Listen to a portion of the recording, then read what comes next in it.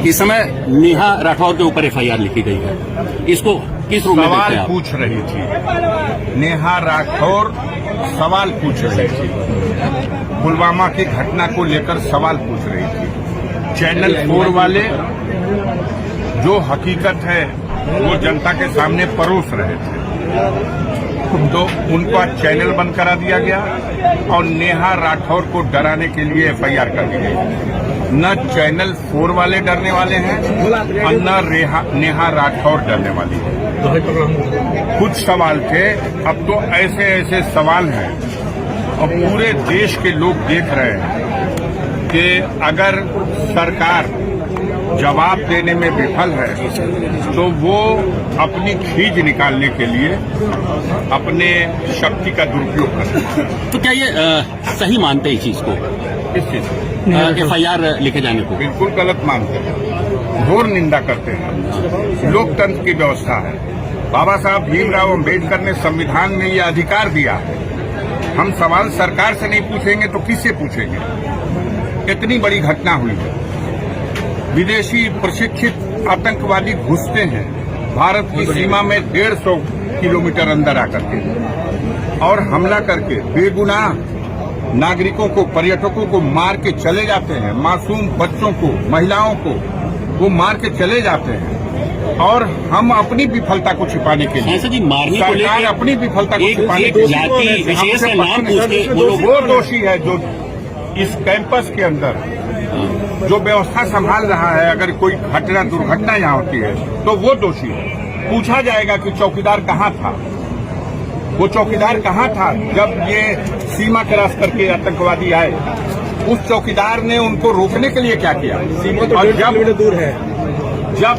जब उन चौकीदार की तरफ से इसका जवाब नहीं आएगा तो जनता तो सवाल करेगी। पोस्टर पूछ कर मारा गया, इसको किस रूप में देख रहे हैं? आपको ये बात कहा गया है कि इसका प्रचार करिए। आप बताइए, एक सवाल का जवाब दे दीजिए। अगर धर्म पूछ करके ही मारा गया तो इसका मतलब क्या निकाला जाए? महाराष्ट्र में हमारे देश के सुरक्षा का एक जिम्मेदार अधिकारी ट्रेन के अंदर लोगों का धर्म पूछ करके गोली मारा, तो क्या पूरी कौम को कटघरे में खड़ा कर दिया?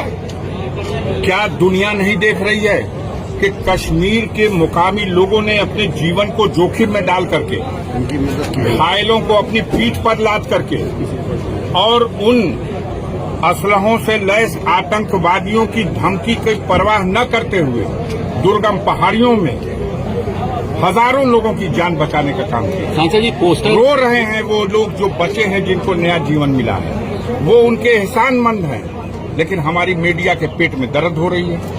धर्म पूछ के मारा, उनका मकसद था धर्म के नाम पर नफरत बढ़ाओ और इसका प्रचार करने वालों का भी यही मकसद है कि धर्म के नाम पर नफरत बचाओ। तो देश कैसे मजबूत होगा? देश की एकता के सवाल पर सोचो। इसका उत्तरदायी कौन है? इसका उत्तरदायी व्यवस्था चलाने वाले लोग हैं, सरकार है।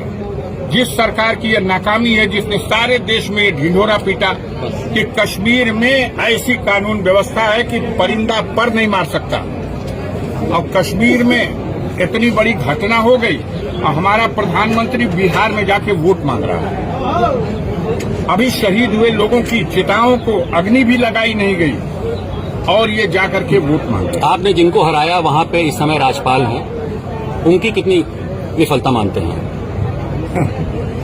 अब उनकी विफलता और पूरी सरकार की विफलता, अब इस पर कुछ क्या कहने को शब्द रह गया कोई? हम बेहया हैं और हम कुछ मानेंगे ही नहीं, तो वही बात है। इन लोगों को तो चुल्लू भर पानी में डूब मरना चाहिए। जिनके आह्वान पर सारे देश के पर्यटक वहां गए, उस जम्मू कश्मीर की वादियों में सैर करने गए, अपने परिवार को साथ लेके गए। हमें तो ये भी पता चला, आज द हिंदू अखबार ने लिखा है कि 3 घंटा पहले केरल हाईकोर्ट के 3 जजेस भी अपने परिवार के साथ वहां से गए थे, जो पिकनिक करने, वो लोग वापस लौट गए। तब तो बड़ा हादसा हो सकता था, क्योंकि उन जजेस के ऊपर ये भी उस स्टोरी में आ रहा है।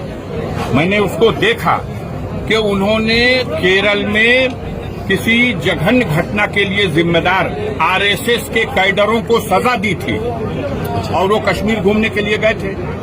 जहां अटैक हुआ है वहां से वो घूम के 3 घंटा पहले वापस गए हैं। सारी सुरक्षा कैसे हट जाएगी भाई? अच्छा, कश्मीर में चप्पे चप्पे पर फौज है, हमारी 10 लाख फौजें वहां हैं।